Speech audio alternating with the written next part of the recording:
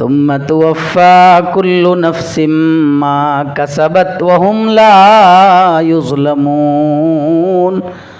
এরপরে আমি আল্লাহ বলি, শুনো, তুওয়াফা কুল্লু নাফসিম মা কাসাবাত, দুনিয়ার 60, 70, 80 বছর জীবনে যা যা করেছ সবগুলো আয়নার মতো তোমার সামনে হাজির হয়ে যাবে, সবগুলো দেখায় দেওয়া হবে। এই যে এই অপরাধ করেছ, এই যে এই নেকি করেছ, নেকির পাল্লা কম, বদির পাল্লা বেশি, তোমার ঠিকানা জাহান্নাম। সুম্মা তুওয়াফা কুল্লু নাফসিম মা কাসাবাত ওয়া হুম লা ইউজলামুন।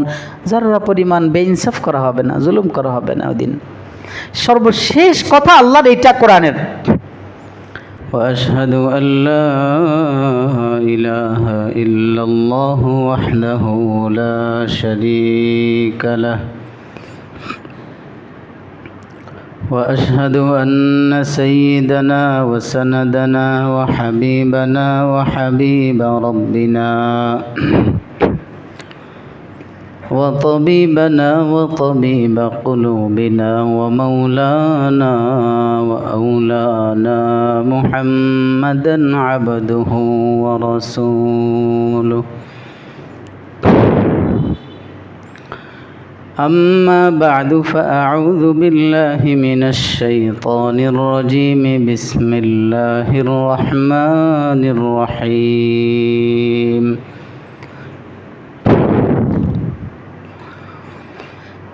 فكيف إذا جئنا من كل أمة بشهيد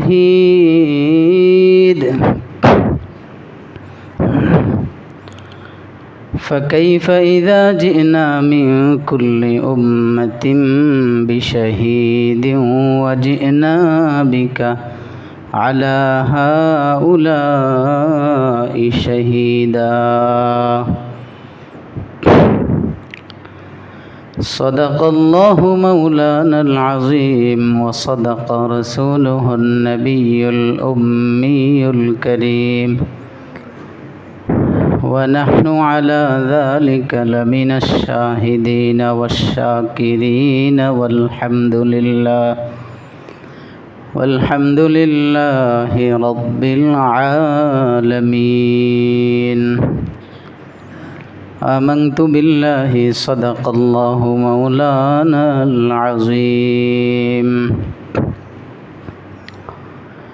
اللهم صل على محمد وعلى آل محمد كما صليت على إبراهيم وعلى آل إبراهيم إنك حميد مجيد.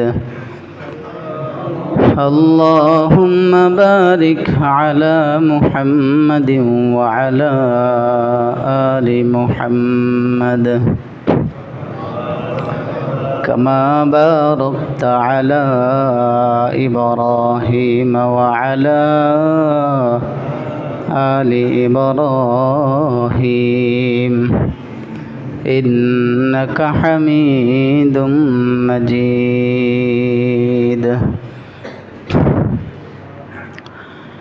আলহামদুলিল্লাহ সুম্মা আলহামদুলিল্লাহ।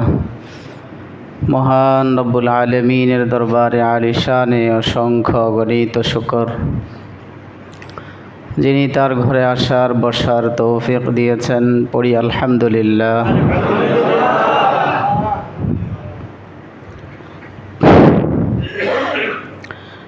রাসূল করিম সাল্লাল্লাহু আলাইহি ওয়াসাল্লাম একদিন আব্দুল্লাহ ইবনে মাসউদ রাদিয়াল্লাহু তাআলা আনহুকে বললেন, আমাকে একটু তেলাওয়াত করে শোনাও।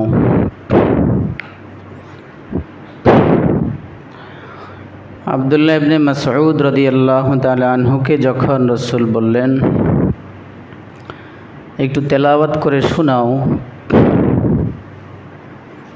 আব্দুল্লাহ বিন মাসউদ রাদিয়াল্লাহু আনহু বললেন, ইয়া রাসূলুল্লাহ আকরাউ আলাইক ওয়া আলাইকা উনজিল, আপনাকে তেলাওয়াত করে শোনাবো কিভাবে আমি, অথচ কোরআন আপনার উপর নাজিল হয়েছে, আপনার উপর নাজিলকৃত কিতাব আমি আপনার সামনে কিভাবে পড়ব, আমার সাহসে দিচ্ছে না। আল্লাহ, নবীজি বললেন, ইন্নী আশতাহি আন আসমাহু মিন গায়রি। দেখো আব্দুল্লাহ, আমার মন চাইতেছে আমি অন্যের কাছ থেকে কোরআন শুনি। আমার মন চায়, আমার এটা অনেক পছন্দ যে আমি অন্যের কাছ থেকে তেলাওয়াত শুনবো, এটা আমার একটা পছন্দ। আমার মন চায় অন্যের কাছ থেকে তেলাওয়াত শুনি, তো তুমি একটু তেলাওয়াত করে শোনাও। এতটুকু বললেন। এরপরে আব্দুল্লাহ বিন মাসউদ রাদিয়াল্লাহু আনহু আর দেরি করলেন না, কোরআনে পাকের সূরাতুন নিসা তেলাওয়াত শুরু করলেন। সূরা নিসা পড়তে পড়তে তিনি যখন 40 আয়াত পাড়ি দিয়ে 41তম আয়াতে আসলেন, 41তম আয়াতে আসার পর নবীজি বললেন, আমসিক আও ক্বালা কুফা, রাখো, থামো এবার আব্দুল্লাহ, আর পড়িও না, এবার রাখো। আব্দুল্লাহ বিন মাসউদ রাদিয়াল্লাহু আনহু বলেন, নবীজির চেহারা মুবারকের দিকে তাকিয়ে দেখি, ফারাআইতু আইনাইহি তাযরিফান, নবীজির দু চোখ বেয়ে পানি ঝরঝর করে বেয়ে বেয়ে পড়তেছে।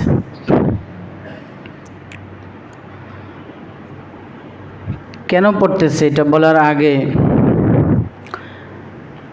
এই যে ঘটনাটা শুনলেন, এখান থেকে যারা আমরা কোরআন শরীফ পড়তে পারি বা পারি না, তাদের শিক্ষা আছে না নাই? শিক্ষা হলো যে কোরআন জানো, তারপর রসুল্লাহ থেকে বড় জাননেওয়ালা কোরআন পৃথিবীতে আর কেউ আছে? তিনি বলেন, আব্দুল্লাহ, আমার মন চায় অন্যের কাছ থেকে কোরআন শরীফ শুনতে। তিনি কোরআন শোনার জন্য আব্দুল্লাহ বিন মাসউদকে বললেন।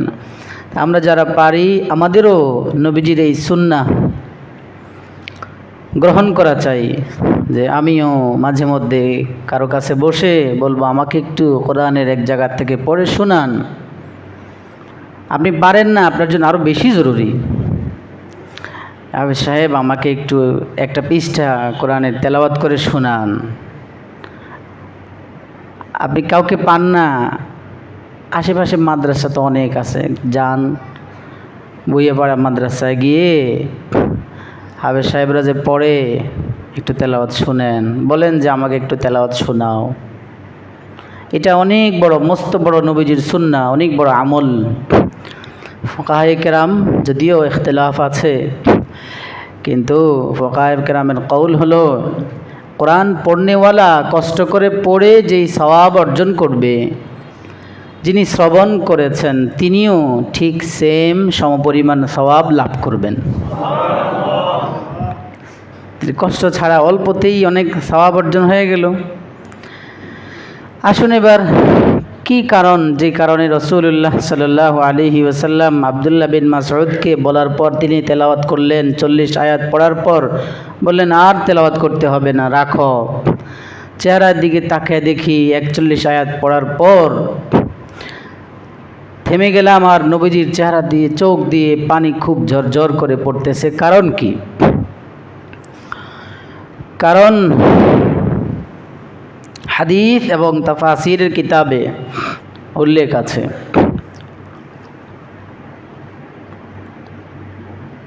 আয়াত 41তম আয়াতের মধ্যে আল্লাহ রাব্বুল আলামিন কিয়ামতের ভয়াবহতা, কিয়ামতের ময়দানের একটা চিত্র আল্লাহ তুলে ধরেছেন। ওই চিত্রটা যখন নবীজির সামনে আয়নার মতো হাজির দেখেছেন, তখন নবীজি বিষয়টাকে নিয়ে মাথায় ঢুকার সাথে সাথে ভাবতেছিলেন, আর ওই পেরেশান অবস্থায় উম্মতের কি হবে, ওই সব কিছুকে ভাবতে ভাবতে নিজের চোখ দিয়ে অজান্তে পানি পড়তেছিল। কাল হাসরের ময়দানে পৃথিবীর বুকে যত আম্বিয়ায়ে কেরাম এসেছেন, সমস্ত আম্বিয়ায়ে কেরাম হাসরের ময়দানে দাঁড়াবেন। কোনো নবী, কোনো রসুল একজন উম্মত নিয়ে দাঁড়াবেন, কেউ 2 জন, কেউ 3 জন, কেউ 10 জন, এভাবে যার যার উম্মত নিয়ে হাজির হবেন।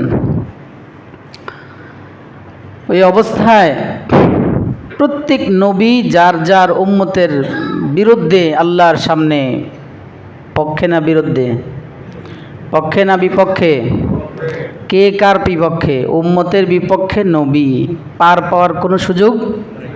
আয় হায়, মানে চূড়ান্ত। এর আগের আয়াতে আছে ওয়ানাদাউল মাওয়াজিনাল কিসত লিয়াউমিল কিয়ামাতি ফালা তুযলামু নাফসুন শাইআ ওয়া ইন কানা মিসকালা হাববাতিন মিন খারদালিন আতাইনা বিহা ওয়া কাফা বিনা হাসিবিন। আল্লাহ বলেন কিয়ামতের ময়দানটা এতটা ইনসাফপূর্ণ হবে, এতটা আদলওয়ালা হবে, এতটা ন্যায়সঙ্গত হবে, যাররা পরিমাণ, অনুপরিমাণ কোনো বেইনসাফির কোনো সম্ভাবনা হতেই পারে না। আল্লাহ পাক ব্যর্থ ভাষায় বললেন নাদাউল মাওয়াজিন আল কিসত, ইনসাফের পাল্লা আমি দাঁড় করাবো সেই দিন। কে কার জীবনে কি জুলুম করেছ, কে কার জীবনে কি অন্যায় করেছ, সব পুঙ্খানুপুঙ্খভাবে হিসাব করায় গন্ডা হিসাব নেওয়া হবে। ফালা তুযলামু নাফসুন শাইআ, কারো প্রতি ইঞ্চি পরিমাণও জুলুম করা হবে না। শাইআন নাকিরা শব্দে ব্যবহার করেছেন আল্লাহ, যাররা পরিমাণও কোনো জুলুম হবে না সেদিন। প্রত্যেকেই যার যার পাওনা প্রাপ্য বুঝে পাবা। অনেক কিছু শেখার আছে আল্লাহর কালামের এই বাণী থেকে। আরে আমার আল্লাহ বলেছেন আমার পাওনা আমাকে বুঝিয়ে দিবেন, যেটা ভালো পাওনা হোক আর খারাপ পাওনা হোক। তাহলে আমার জীবনটা যে আমি কাটাইতে কাটাইতে 30 পাড়ি দিয়ে দিলাম, 40 পাড়ি দিলাম, 60 পাড়ি দিলাম, আমার আয় ইনকাম হালাল না হারাম, কারো উপর জুলুম করে কি আমার সংসার চলে কিনা, কারো হক নষ্ট করে কি আমার সংসার চালানোর মাধ্যম হই কিনা, আমি সব তো পুঙ্খানুপুঙ্খভাবে হিসাব নেবেন কে?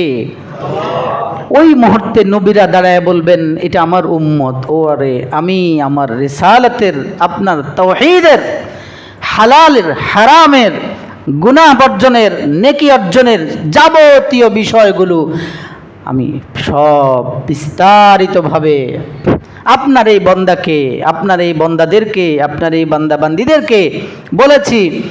ওরা কাযযাবুনি ওয়া লাম ইউসাদ্দিকুনি, ওরা আমাকে প্রত্যাখ্যান করেছে, আমাকে অস্বীকার করেছে, আমাকে সত্যায়ন করে নাই, আমার রিসালাতকে মানে নাই, এবং আমি যে হক কথা তাদের সামনে পেশ করেছি সেই হক গ্রহণ করে নেই, হকের বিরুদ্ধাচরণ করেছে, সরাসরি করেছে অথবা তাল দিয়ে করেছে, সব কিছু নাদাউল মাওয়াজিন আল কিসত, ইনসাফের পাল্লা দাঁড়ায় যাবে। আল্লাহ ওই ইনসাফের পাল্লা দাঁড় করাবেন। আল্লাহ বলেন নাদাউ, আমি নিজে ইনসাফের পাল্লা এটা ওজন করব, আমি নাদাউ। এরপরে কি আর কেউ ইনসাফওয়ালা আছে? চূড়ান্ত ইনসাফওয়ালা মালিকের নাম হলো আল্লাহ। প্রিয় ভাই, মানে সামনে আগাইতে মন চাচ্ছে না যে আরো বিষয় সামনে আমি এই বিষয়টা আপনাদের ভেতরে ঢুকাবার চেষ্টা করছি, আল্লাহ তৌফিক দান করেন। আপনাদের ভেতরে যদি এই জিনিসটা ঢুকে যায়, জীবন রং পাল্টে যাবে, পুরো জীবন পাল্টে যাবে ইনশাআল্লাহ। পুরো জীবনের রং উল্টো দিকে ঘুরবে, বাম দিকে ঘুরেছে ইনশাআল্লাহ বলবেন আয় হায় আমার জীবন এইভাবে ঘুরতে ঘুরতে তো জাহান্নামের দিকে চলছিলাম আমি। আল্লাহ বুঝার তৌফিক দান করেন। দৃশ্যটা নবীজির সামনে আসার পরে ওই অবস্থা, নবীজির সামনে আসলে পরে নবীজি স্থির থাকতে পারেন নাই, চোখ দিয়ে পানি পড়তেছে আর কাঁদতেছেন ফুফিয়ে ফুফিয়ে। আমার আপনার বিরুদ্ধে সেদিন নবী সাক্ষী দিবেন, যিনি সাক্ষী দিবেন তাহলে বুঝা গেছে উনি তো নির্দোষ, সাক্ষী কার থেকে নিবে? যে এই ঘটনার সাথে সম্পৃক্ত না, তাই তো? মানে ঘটনা বাস্তবতার বিপক্ষে, অথবা সে মিথ্যা বলেছে না সত্য বলেছে, সাক্ষী দিবেই তো। মানে একটা মানুষ সে অপরাধ করেছে, সাক্ষী আরেকজনকে এনেছে, সে যে সাক্ষী দিবে সে কি অপরাধী? না, বলবে সে আমি দেখেছি সে অপরাধ করেছে, বা বলবে আমি দেখেছি সে অপরাধ, এই তো। আপনি ভাবেন, নবীজি, আমাদের নবীজিও সাক্ষ্য দিবেন। উনি সাক্ষ্য দিবেন, উনি তো চূড়ান্ত জানেন আমার কিছু হবে না, তারপরে উনি কাঁদতেছেন যে? উনি যদি কাঁদতে হয়, বিষয়টার ভাবা, আমরা তো সবাই দোষী, উনি তো সাক্ষী, ওনার তো দোষ নাই, কিন্তু চলে যাবেন সোজা জান্নাতে। উনি আমাদের বিষয়টা নিয়ে যদি ওনার এত টেনশন হয়, এত ভাবতে হয়, এত চোখের পানি, আমরা তো অপরাধী, আমাদের কি অবস্থা হবে? আল্লাহ ওই দিনের ভয় আমাদেরকে দান করো। ওই দিনের ভয় যদি লালন করতে পারেন, ওয়াত্তাকু ইয়াওমান তুরজাউনা ফীহি ইলাল্লাহ, কোরআনের নাজিলের সর্বশেষ আয়াত, ওয়াত্তাকু ইয়াওমান তুরজাউনা ফীহি ইলাল্লাহ। কি বিশাল বড় নসিহত আল্লাহর, এক কথার মধ্যে জীবনের পুরো জীবন শুধরানোর, সুন্দর করার নসিহত আল্লাহ শেষ কথা কোরআনের নাজিল হওয়ার দৃষ্টিকোণ থেকে সর্বশেষ যে আয়াত নাজিল হয়েছে। ওয়াত্তাকু ইয়াওমান তুরজাউনা ফীহি ইলাল্লাহ, ওয়াত্তাকু ইয়াওমান তুরজাউনা ফীহি ইলাল্লাহ। ওই দিনকে ভয় করো। কোন দিন? কিয়ামতের দিন। কোন দিন? হিসাব নিকাশের দিন। কোন দিন? যেদিন ইনসাফের পাল্লা আল্লাহ নিজে উঠাবেন, যেদিন আমার হিসাব যথাযথভাবে দেওয়া হবে। এরপরে আল্লাহ বলেন, সুম্মা তুওয়াফা কুল্লু নাফসিম মা কাসাবাত ওয়া হুম লা ইউজলামুন। এরপরে আমি আল্লাহ বলি, শুনো, তুওয়াফা কুল্লু নাফসিম মা কাসাবাত, দুনিয়ার 60, 70, 80 বছর জীবনে যা যা করেছ সবগুলো আয়নার মতো তোমার সামনে হাজির হয়ে যাবে, সবগুলো দেখায় দেওয়া হবে। এই যে এই অপরাধ করেছ, এই যে এই নেকি করেছ, নেকির পাল্লা কম, বদির পাল্লা বেশি, তোমার ঠিকানা জাহান্নাম। সুম্মা তুওয়াফা কুল্লু নাফসিম মা কাসাবাত ওয়া হুম লা ইউজলামুন। যারা পরিমাণ বেইনসাফ করা হবে না, জুলুম করা হবে না ওই দিন। সর্বশেষ কথা আল্লাহর এটা কোরআনের সর্বপ্রথম ইকরা বিসমি রাব্বিকাল আ'লা, সর্বশেষ বাক্য আল্লাহর। পড়তে পড়তে শিখবা এইটাই, জীবনের শেষ মুহূর্ত পর্যন্ত তোমার যা হবে সব কিছুর হিসাব দেওয়া হবে। এই জন্য জীবনকে গড়তে হলে খুব ভয় নিয়ে গড়ো। ওই দিনের ভয়টা ভিতরে ঢুকায় তারপরে জীবন সামনে অগ্রসর করো। সর্বশেষ কথা এটা দিয়ে আল্লাহ মুহাম্মদকে, বান্দাদেরকে এটি বুঝিয়ে দিলেন। আল্লাহ ওই দিনের ভয় যার ভেতরে থাকবে সে কোনো দিন অন্যায় করতে পারে না, সে কোনো দিন নামাজ ছাড়তে পারে না, ফজরে ঘুমায় থাকতে পারে না। রাতের বেলা যে আমার মৃত্যু হতে পারে না, এটার কোনো নিশ্চয়তা আছে? আমি যে ঘুমিয়ে থাকলাম, আমার যে ফজর কাজা হয়ে গেল। আজকেও তো একজন মারা গেছে 4টা, 4:30টার দিকে, একটু আগেও তো এলান হল দেখলাম। ওই এলান যদি আমার জন্য হয়ে যাইতো আজকে। এই জন্য আল্লাহ বলেন, ওই দিনের ভয়টাকে ভেতরে রাখো, তো ইনশাল্লাহ তোমার দ্বারা গুনাহ হবে না। ওই তোমার গুনাহ হবে না, এটা ভুলে যাই দেখেই আমাদের দ্বারা গুনাহ হয়, ওটা ভুলে যাই দেখেই আমাদের দ্বারা জুলুম হয়, ওটা ভুলে যাই দেখেই আমাদের দ্বারা মানুষের হক নষ্ট হয়, ওটা ভুলে যাই দেখেই হারাম খাই, তারপরও খুব প্রফুল্ল মনা, খুব খুশি। হায় হায়, আয়ের উৎস হালাল না হারাম ভাবেন। হারাম তরিকায় উপার্জন করছেন না হালাল ভাবে করছেন ভাবেন, সময় আছে। আল্লাহ বলেন, তাআওয়ানু আলাল বিররি ওয়াত তাকওয়া ওয়া লা তাআওয়ানু আলাল ইসমি ওয়াল উদওয়ান। সহযোগিতা করবা নেকির কাজে, গুনাহের কাজে সহযোগিতা করবেন। এখন আপনার কর্মস্থল, চাকরি, আপনার উপার্জন, এটা তো সহযোগিতাই। কথা বলেন, বেতন নিয়ে সহযোগিতা, ঠিক আছে, তো সেটা কি হালাল তরিকা না হারাম তরিকা? সেটা কি নেকির কাজে আপনার সহযোগিতা হচ্ছে না অন্যায়ের কাজে হচ্ছে? যাই হোক, তো রাসূল সাল্লাল্লাহু আলাইহি ওয়াসাল্লাম বলেন, সমস্ত উম্মতদের বিপক্ষে যার যার নবী সাক্ষী দিবেন। উম্মতের বিপক্ষে প্রত্যেক নবী রাসূল প্রত্যেক নবীর উম্মতের বিপক্ষে সাক্ষী দিবেন। আমার উম্মত এই পথে চলেছে, ডেকেছি ইসলামের পথে, ঈমানের পথে, তাওহীদের পথে, রিসালাতের পথে, শুনে নাই। ডেকেছি হকের পথে, ন্যায়ের পথে, জুলুম ছাড়ার জন্য, শুনে নাই। নবী যদি তার উম্মতের বিপক্ষে সাক্ষী দেয়, অবস্থা কি হবে? এবার আল্লাহ রসুল দৃশ্যটাকে কল্পনা করছেন আর কাঁদছেন। ফাকাইফা ইযা জিনা মিন কুল্লি উম্মাতিন বিশাহীদ, কেমন হবে সেদিনের অবস্থা? ফাকাইফা, কেমন হবে ওই দিনের হাওল, ওই দিনের ভয়ানক অবস্থা। ফাকাইফা, কেমন হবে? ইযা জিনা মিন কুল্লি উম্মাতিন বিশাহীদ, আল্লাহ বলেন প্রত্যেক জাতি থেকে, প্রত্যেক দল থেকে, প্রত্যেক উম্মত থেকে, প্রত্যেক গোষ্ঠী থেকে একজন করে সাক্ষী নিয়ে আসবো, আর তিনি হবেন তাদের নবী। ইযা জিনা মিন কুল্লি উম্মাতিন বিশাহীদ, প্রত্যেক উম্মত থেকে যখন একজন সাক্ষী নিয়ে আসব, আর নবী মুহাম্মদ শুনেন, ওয়াজিনা বিকা আলা হাউলাই শাহীদা, ও মুহাম্মদ রাসূলুল্লাহ শুনেন, ওয়াজিনা বিকা আলা হাউলাই শাহীদা। আবার এই নবীদের সাক্ষীকে সত্যায়ন করব আমি আপনাকে দিয়া। আপনি আইসা বলবেন, আল্লাহ এই যে নবীরা সবাই যার যার উম্মতের বিরুদ্ধে সাক্ষী দিয়েছে, আমি নবী মুহাম্মদও সাক্ষী দিচ্ছি নবীদের পক্ষ হইয়া, নবীরা যেই যে সাক্ষী উম্মতের বিপক্ষে দিয়েছেন এটা সত্য। নাউজুবিল্লাহ। প্রত্যেক নবী যার যার উম্মতের বিরুদ্ধে সাক্ষী দিবেন, এই নবীদের সাক্ষী তো নিশ্চিত চূড়ান্ত, এটাকে আরও সত্যায়ন করার জন্য আল্লাহ বলেন মুহাম্মদ রাসূলুল্লাহকে নবীদের পক্ষে সাক্ষী হিসাবে দাঁড় করাবো।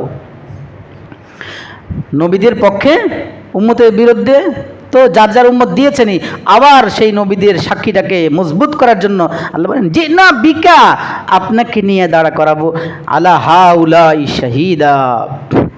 সব উম্মতের বিরুদ্ধে নবীরা যে সাক্ষী দিয়েছেন, আপনি নবীদের সাক্ষীটাকে সত্যায়ন করে বলবেন, আল্লাহ হ্যাঁ এই নবী যে তার উম্মতের বিরুদ্ধে, ওই নবী যে তার উম্মতের বিরুদ্ধে সাক্ষী দিয়েছে এটা সঠিক, তারা শুনে নাই। এই কল্পনা যখন নবীজির সামনে এসেছে, তখন নবীজি বিভৎস সেই ভয়ঙ্কর ভয়াবহ পরিস্থিতিটাকে সামনে রেখে এবার চোখ দিয়ে পানি পড়তেছে। কি হবে সেদিন অবস্থা?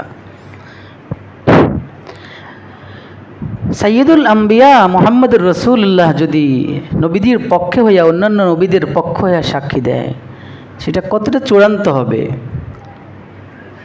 কতটা পেরেশানির কারণ হবে। আল্লাহ আমাদেরকে সেই ভয়াবহ পরিস্থিতি থেকে পরিত্রাণ দান করুন। ফাকাইফা ইযা জিনা মিন কুল্লি উম্মাতিন বিশাহীদ ওয়াজিনা বিকা আলা হাউলাই শাহীদা। এক ব্যাখ্যা এটা। দ্বিতীয় হলো, নবীদের পক্ষ হয়ে কথা না বলে সরাসরি ওদেরকে অস্বীকার করবেন, ওদের বিরুদ্ধে কথা বলবেন। নবী আয়েশা বলবেন, আল্লাহ আমিও সাক্ষী দিচ্ছি এই সব উম্মত তাদের নবীদের দাওয়াতি মিশন, তাদের নবীজির দাওয়াতে সাড়া দেয় নাই, এরা সব মিথ্যুক। তৃতীয় হলো, অন্য হাদিস আসছে, আল্লাহ সমস্ত আম্বিয়ায়ে কেরাম, এখানে আমাদের উম্মতে মুহাম্মাদের জন্য সম্মান আছে, এখানে সুসংবাদ আছে। সমস্ত আম্বিয়ায়ে কেরাম যার যার উম্মতের বিরুদ্ধে সাক্ষী দিবেন, নবী সাক্ষীকে সমর্থন করবেন, নবীর পক্ষ হইয়া সাক্ষীকে সত্যায়িত করবেন। 2, সমস্ত আম্বিয়ায়ে কেরাম যার যার উম্মতের বিরুদ্ধে সাক্ষী দিবেন, নবীও প্রত্যেক উম্মতের সরাসরি উম্মতের বিরুদ্ধে সাক্ষী হবেন। শক্তিশালী করার জন্য অন্যান্য নবীদের সাক্ষীকে। 3, সমস্ত আম্বিয়া কেরাম যার যার উম্মতের বিরুদ্ধে সাক্ষী যখন দিবেন, আল্লাহ পাক বলবেন আপনাদের সাক্ষীর বিরুদ্ধে সাক্ষ্য কি, প্রমাণ কি? সমস্ত আম্বিয়া কেরাম বলবেন উম্মতে মুহাম্মাদি হলো আমাদের পক্ষে সাক্ষ্য। সুবহানাল্লাহ। উম্মতে মুহাম্মাদি দাঁড়ায় বলবে হ্যাঁ আল্লাহ, নবীরা সত্য বলেছেন, তাদের উম্মত তাদের কথা শুনে নাই। এবার উম্মতে মুহাম্মাদিকে আল্লাহ বলবেন তোমাদের সাক্ষ্য কিভাবে তোমরা দিবা, তোমরা আসছো অনেক পরে, তোমাদের সাক্ষী যে দিলা তোমাদের এটার পক্ষে প্রমাণ কি, সত্যতা কিভাবে? তারা বলবে আল্লাহ আমাদের কাছে একজন নবী পাঠিয়েছেন মুহাম্মাদুর রাসূলুল্লাহ সাল্লাল্লাহু আলাইহি ওয়াসাল্লাম, তার কাছে আপনি আসমানি কিতাব দিয়েছেন যেটা চূড়ান্ত সত্য।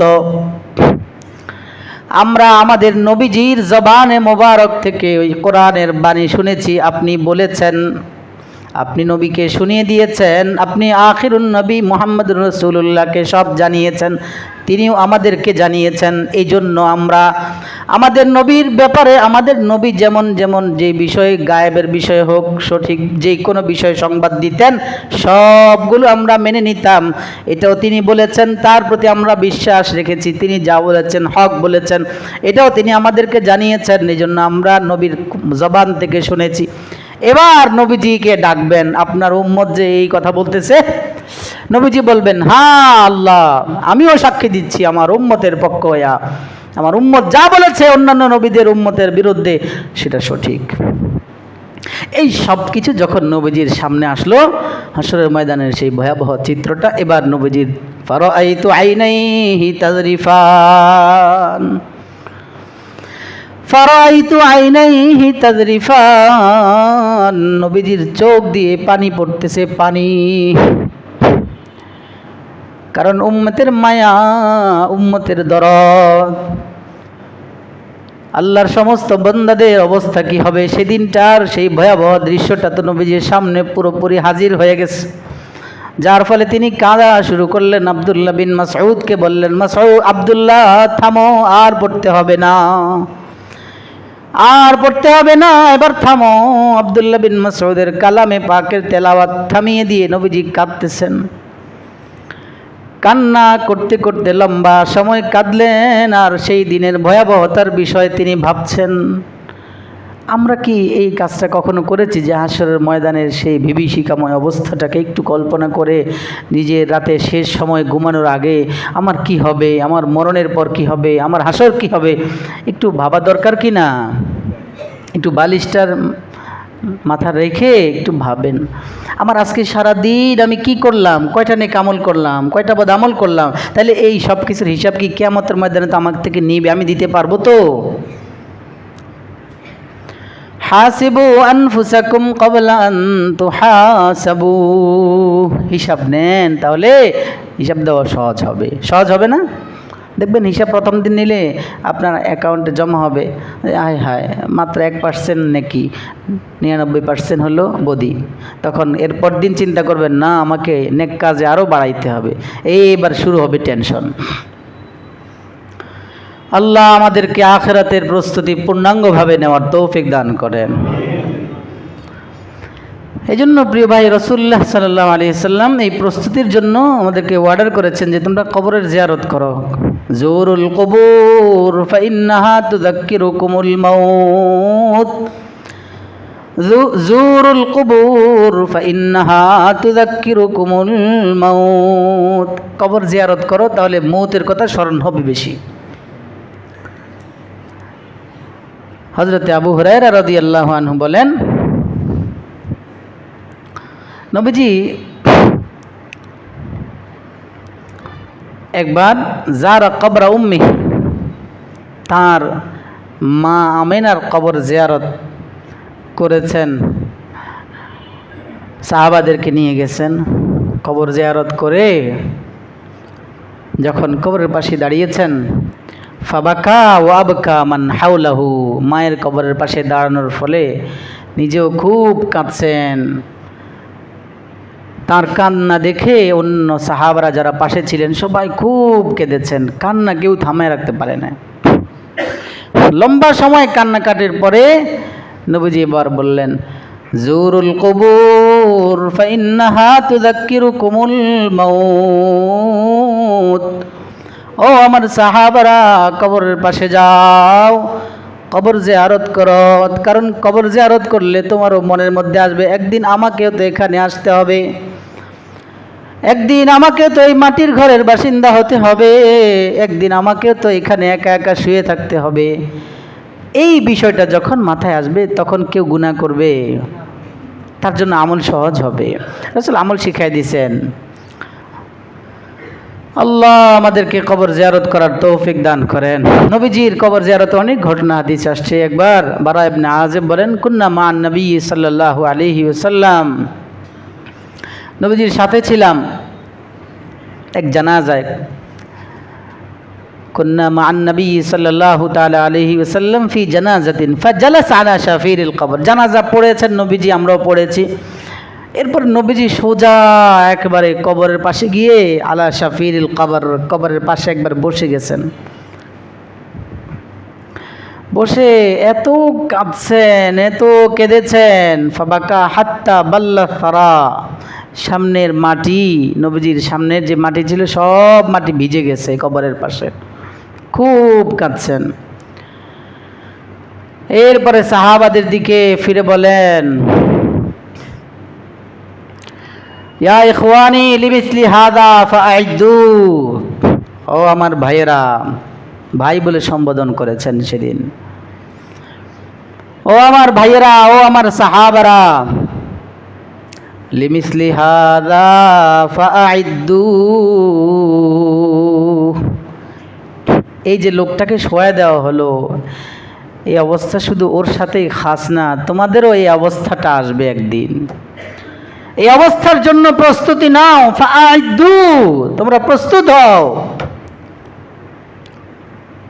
এখানে তো অবস্থার কথা বলেছেন, ব্যক্তির অবস্থা যেমন তোমাদের এমন একটা অবস্থা হবে, এই লোকটার যেমন পরিণাম তোমাদের এমন একটা হবে। ওই আরেক রিওয়ায়াতে বারা ইবনে আযিবি বলেন, আমরা নবীজির সাথে ছিলাম, দূর থেকে নবীজি একটা দল জামাত দেখেছেন। ইদ বাসুরা বি জামাআতিন, জামাত দেখে, কিছু মানুষের সমাগম দেখে নবীজি বললেন, আলা মা ইজতামা আলা মাজতামা আলাইহা উলা। এই যে লোকেরা জমা হয়েছে, এরা কেন, কি জন্য এখানে একত্রিত হয়েছে, কারণ কি জানো? সবাই বললেন, আলা কবরিন ইয়াহফারুনহু ইয়া রাসূলুল্লাহ। ইয়া রাসূলুল্লাহ, একটা কবর, একজন মারা গেছে, ওর জন্য কবর খনন করা হচ্ছে, ওখানেও সবাই কবরের পাশে দাঁড়িয়েছে। এই জিনিসটা বলার পরেই নবীজি নিজেকে স্থির রাখতে পারেন নাই। আখিরাতের ভয় তার ভিতরে কত বেশি ছিল, কবরের ভয়াবহতা, কিয়ামতের ভয়াবহতা, কবরের সুয়াল জব কত বেশি ছিল। ফাজিয়া, নবীজি কম্পিত হলেন, কেঁপে উঠলেন, আর সাহাবাদেরকে বললেন, সরো সরো। ফাবাদারা বাইনা ইয়াদাই আসহাবিহি রাসূলুল্লাহ আসহাবি রাসূলুল্লাহ মুসরিআন হাত্তা ইনতাহা ইলা শাফিরিল, হাত্তা ইনতাহা ইলাইহি আও কামা। সবাই বলে, একটু জায়গা দাও, একটু জায়গা দাও। কাঁপতেছেন আর দৌড়ে গিয়ে একেবারে জোরে হেঁটে সাহাবাদেরকে বলে, একটু জায়গা দাও। দৌড়ে গিয়ে একবারে কবরের পাশে গিয়ে বসলেন। ফাজ্জাসা আলাই, এভাবে হাঁটু গেড়ে বসেছেন, হাঁটু গেড়ে মাটির সাথে লাগায়া বসছেন। পয়সায় যে কান্না, ওই দিনের অবস্থা, খুব কাঁদছেন।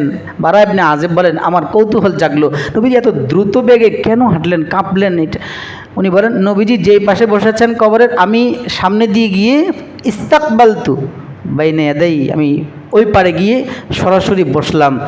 বৈশা দেখি, আয় রে, নবীজির কান্না, চেহারা ভিজে, দাড়ি ভিজে, শরীর ভিজে, একেবারে মাটি, সামনের পুরোটা পানি দিয়ে যেমন ভিজাইলে যেমন ভিজে যায়, সেদিনও নবীজি কবরের সেই ভয়াবহতার কথা চিত্রকে সামনে রেখে এত বেশি কাঁদছেন। এরপরে নবীজি সর্বশেষ কান্না শেষ যখন স্বাভাবিক হলেন, লম্বা একটা সময় পরে নবীজি আমাদের দিকে ইস্তাকবালা ইলাইনা, আমাদের দিকে ফিরে বসলেন, আমাদেরকে নিয়ে বসলেন। বসে এবার বললেন, ইখওয়ানি লিমিসলি হাদাল ইয়াউম ফাআইদু। ও আমার সাহাবারা, ওখানে বলেছেন ওই অবস্থা, এখানে বলতেছেন লিমিথলি হাযাল ইয়াউম ফাআইদু।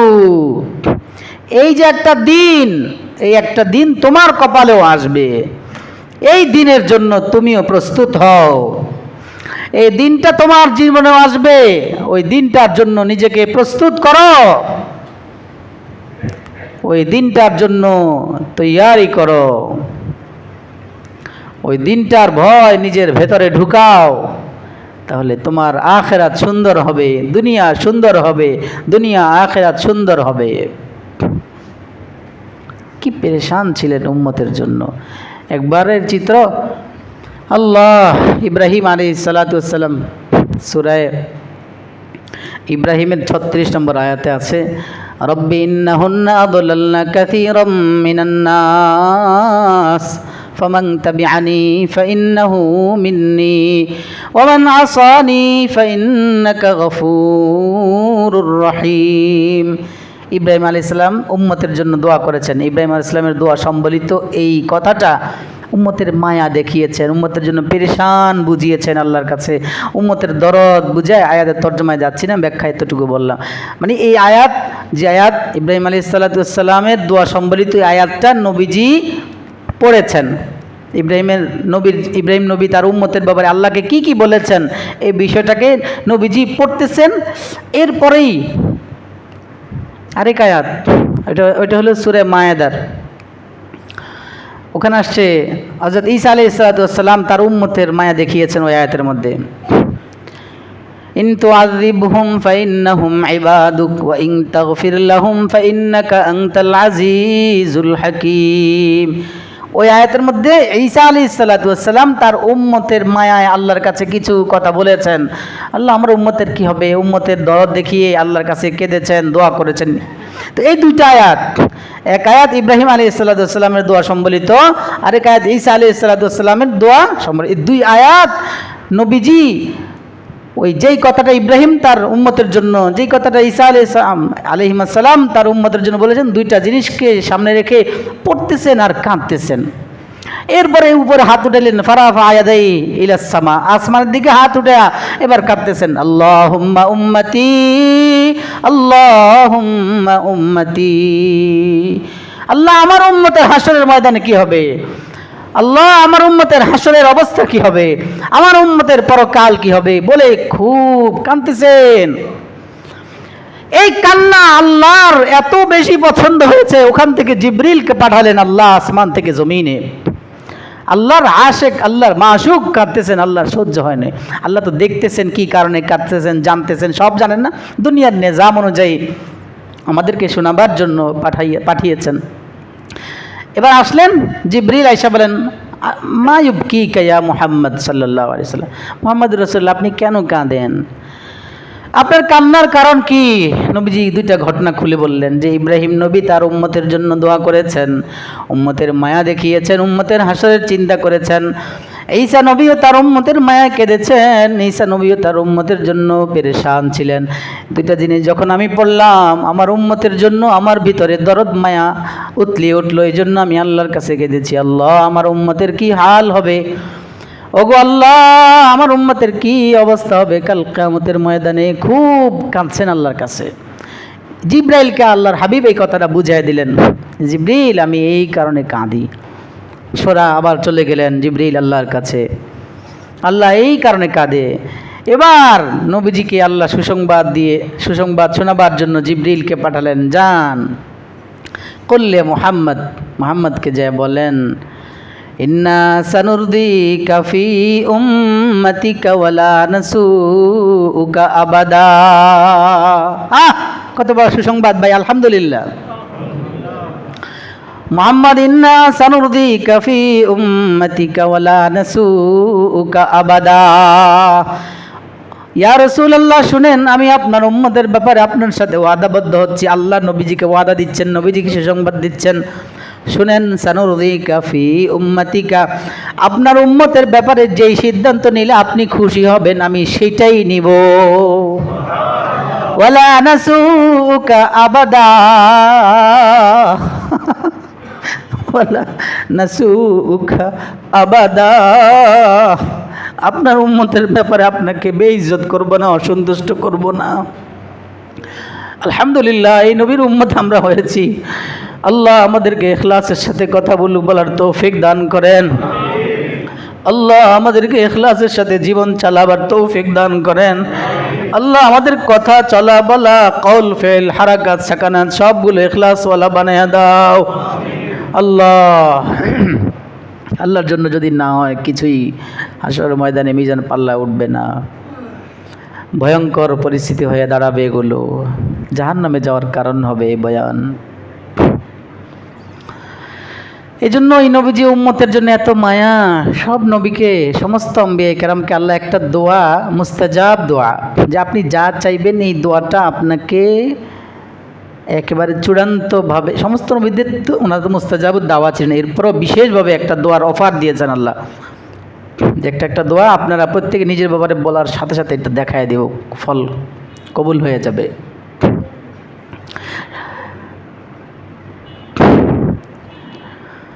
সমস্ত আম্বিয়া কেরাম ক্বাদ দাআ বিহা ফি উম্মতি, আমাদের নবী ছাড়া সমস্ত আম্বিয়া কেরাম, লিকুল্লি নবীন দাওয়াতুন মুস্তাজাবাতুন, আয়াতটা খুঁজতেছিলাম এবারটা।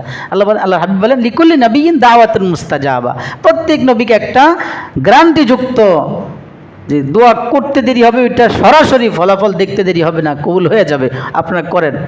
সমস্ত আম্বিয়া কেরাম আমাদের প্রিয় নবী ছাড়া সবাই করলেন, যার যার উম্মতের ব্যাপারে করলেন। ক্বাদ দাআ বিহা লি উম্মতি বা ক্বালা ফি উম্মতি। কিন্তু আমার নবী বলেন ইন্নী ক্বাদ ইখতাবাতু দাওয়াতি শাফাআতান লি উম্মতি ইয়াউমাল কিয়ামা, আমি আমার ওই পার্সোনাল, ওই সুন্দর দাওয়াত দোয়াটা, ওই গ্রহণযোগ্য কবুল নিশ্চিত যেই দোয়া কবুল, ওই দোয়াটা আমি করি নাই। কত সুযোগ ছিল তায়েফের ময়দানে, মক্কার জমিনে, মদিনার জমিনে, কত বেশি তিনি মজলুম হয়েছেন। শুধু তো বলতে দেরি হয়তো, আর সবগুলো ধ্বংস করে দিতে দেরি, কিন্তু ওই সুযোগটাও গ্রহণ করেন নাই। শুধু আপনার আমার মায়া আর ভালোবাসা, মায়ায় নবী আমাদের মায়ায় ওই দোয়াটা রেখে দিয়েছেন। আর আল্লাহকে বললেন ইন্নী ক্বাদ ইখতাবাতু দাওয়াতি শাফাআতান লি উম্মতি ইয়াউমাল কিয়ামা, কিয়ামতের দিন আমার উম্মতকে পার করবার জন্য আমার ওই দোয়াটা রেখে দিয়েছি, ওই দোয়াটাই আমার সুপারিশ হিসাবে আল্লাহর কাছে পেশ করব। সিজদায় পড়ে এমন এমন ইউলহিমুনি মাহামিদা আহমাদুহু লা তাহদুরুনিল আন, তিনি বলেন এই ভয়াবহ পরিস্থিতিতে সবাই যার যার উম্মতের কাছে, যার যার প্রত্যেকের নবীর উম্মত, সমস্ত আল্লাহর বান্দা বান্দিরা এক একজন এক এক নবীর কাছে যাবে। হ্যাঁ, সবাই এক একবার এক এক নবীর কাছে যাবে। সবাই বলবেন লাস্তুলাহা, আমি আজকে সুপারিশ করতে পারবো না। সর্বশেষ ঈসা নবী যখন দেখায় দিবেন তোমরা সর্বশেষ নবী মুহাম্মদ রাসূলুল্লাহর কাছে যাও, সবাই আসবে নবীর কাছে। নবী বলবেন আনা লাহা আনা লাহা, সবাই প্রত্যাখ্যান করেছে, আমি পারবো না, সবাই যার যার ওজর দেখিয়েছে। নবীজি বলবেন হ্যাঁ তোমরা জায়গা মতো এসছো, আমি তোমাদের জন্য সুপারিশ করবো, এই ক্ষমতা আল্লাহ আমাকে দিয়েছেন। এই বলেই তিনি সিজদায় পড়ে যাবেন, আর লম্বা সিজদার মধ্যে আল্লাহর কাছে কাঁদবেন। মাকামে মাহমুদের মধ্যে সিজদায় পড়ে আল্লাহকে এমন এমন শব্দে, তিনি নিজেই বলেন ইউলহিমুনি মাহামিদা আহমাদুহু বিহা, ওই দিন আল্লাহ আমাকে এমন এমন শব্দ, এমন এমন আশ্চর্য আশ্চর্য প্রশংসার শব্দ শিখিয়ে দিবেন, আমি নবী এখনও জানি না। সিজদায় গেলে আল্লাহ আমার কলবে এলকা করবেন, ওই সুন্দর সুন্দর শব্দগুলো দিয়ে দিয়া আমি আমার মাওলার প্রশংসা করব। করতে করতে একটা পর্যায়ে আমার মাওলা আমার উপর রাজি হয়ে বলবেন মুহাম্মদ ইরফা রাসাক, আপনার মাথা উঠান, আমি আপনাকে আর দেখতে চাই না এভাবে, আপনি একটু উঠান। ইরফা রাসাকা ওয়াসাল তুতা ওয়াশফা তুশফা, আপনি যা চাইবেন তা দিব, যা সুপারিশ করেন তা দিব, আপনি একটু মাথা উঠান। নবীজি এবার আল্লাহকে বলবেন আল্লাহ আমার উম্মত, আল্লাহুম্মা উম্মতি রব্বি উম্মতি রব্বি উম্মতি ইয়া রব্বি উম্মতি বলে আল্লাহকে বলবেন। এবার আল্লাহ প্রথম ঘোষণা দিবেন আদখিল মিন উম্মতিকা মান লা হিসাবা আলাইহিম মিন আবওয়াবিল জান্নাতি মিন আবওয়াবিল জান্নাহ, আদখিল মিন উম্মতিকা মান লা হিসাবা আলাইহিম মিনাল বাব আও কামা ক্বাল, আপনি আপনার উম্মতের যারা বেহিসাবি জান্নাত, বিনা হিসাবে জান্নাতে যাবে, ওদের সবাইকে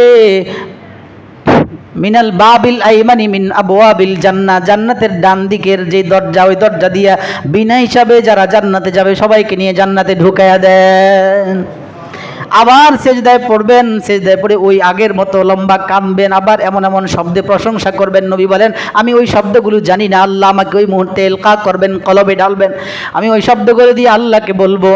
আল্লাহ তখন আমাকে আবার বলবেন উঠাও, এবার আল্লাহর কাছে আমি বলবো, আল্লাহ আমাকে বলবেন মাথা উঠান, যান আপনার উম্মতের আখরিজ মিন উম্মতি আখরিজ মিনহা মান কানা ফি কলবিহি মিসকালু খারদালিম মিন ঈমান, মিসকালু শাঈরিম মিন ঈমান, আখরিজ মিনহা মান কানা ফি কলবিহি আদনা আদনা আদনা মিসকালি হাব্বাতি খারদালিম মিন ঈমান। পঞ্চমবার বলবেন আল্লাহুম্মা ইযানলি ফি মান ক্বালা লা ইলাহা ইল্লাল্লাহ, আল্লাহ বলবেন ওয়া ইজ্জতি ওয়া জালালি, এভাবে আল্লাহর শপথ খেয়ে বলবেন, আল্লাহ বলবেন যাও। প্রথমবার নবীজি কে আল্লাহ বলবেন যার দিলের ভিতরে জবের দানা পরিমাণ ঈমান আছে, তাকে বের করেন জাহান্নাম থেকে, জান্নাতে ঢুকাইয়া দেন। এরপরে বার বলবেন যার ভেতরে সরিষার দানা পরিমাণ ঈমান আছে, তাকেও বের করেন, ঢুকাইয়া দেন জান্নাতে। এরপর আল্লাহ বলবেন সরিষার দানার চেয়ে অতি ক্ষুদ্র, অনেক ক্ষুদ্র ঈমান আছে, তাকেও বের করেন, ঢুকাইয়া দেন জান্নাতে। এরপর নবীজি বলবেন আল্লাহ লা ইলাহা ইল্লাল্লাহ মুহাম্মাদুর রাসূলুল্লাহ, দুই অংশের প্রথম অংশ যে বলেছে শুধু ফি মান ক্বালা লা ইলাহা ইল্লাল্লাহ, ইযানলি ফি মান ক্বালা লা ইলাহা ইল্লাল্লাহ, শুধু লা ইলাহা ইল্লাল্লাহ বলেছে, আমি আপনার ওই বান্দাদের জন্য আপনার কাছে সুপারিশ করছি।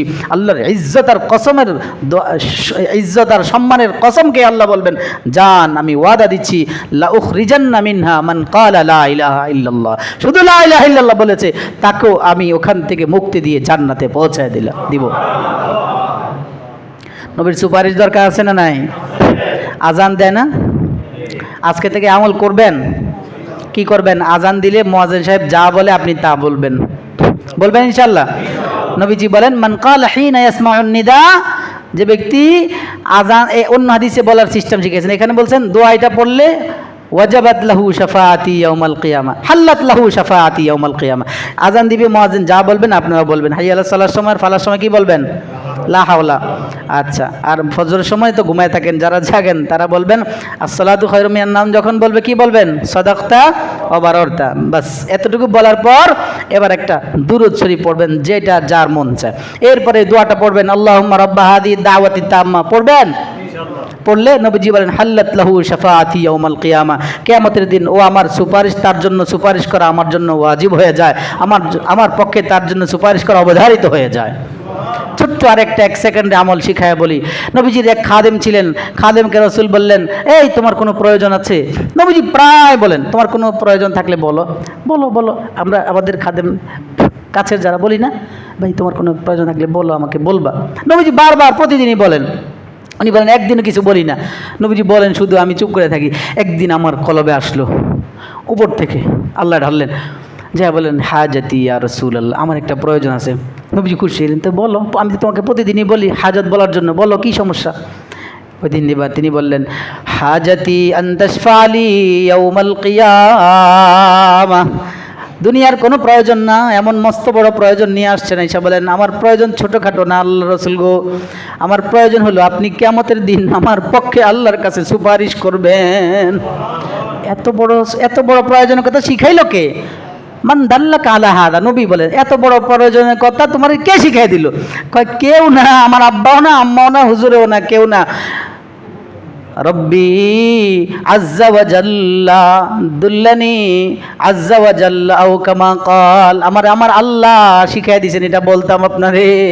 এবার নবীজি বলেন তাহলে তোমার কিছু কাজ করতে হবে। একটা কাজ কি ইয়া রাসূলুল্লাহ? আইনি বিকাসরাতিস সুজুদ, আল্লাহ কথাগুলো ইখলাসের সাথে কবুল করেই নেন আল্লাহ। আইনি বিকাসরাতিস সুজুদ, বেশি বেশি সেজদা করে করে আমাকে সহযোগিতা করো তোমার সুপারিশের জন্য। তুমি যদি বেশি বেশি সেজদা করো তাহলে আমি তোমার জন্য সুপারিশ করব। ফরজ ওয়াজিব সুন্নত তো পড়েনি, আউয়াবিনটা পড়েন, নফল কিছু পড়েন, ইশরাক পড়বেন, তাহাজ্জুদ পড়বেন, সময় নেই। আসছেন 2 রাকাত সালাতুল তাহিয়াতুল মসজিদ, তাহিয়াতুল ওযু পড়লে তাও সময় নেই। আল্লাহু আকবার বলে সেজদায় গিয়ে বলেন আলহামদুলিল্লাহি রাব্বিল আলামিন। 10 সেকেন্ড লাগবে এক সেজদা, বাস। আইনি বিকাসরাতিস সুজুদ, সেজদা করবেন, নবীজিকে সহযোগিতা করবেন, কি জন্য? আপনার কাজের জন্য। নবী বলেন আমি তোমার জন্য সুপারিশ করব। আল্লাহ আমল করার তৌফিক দান করেন।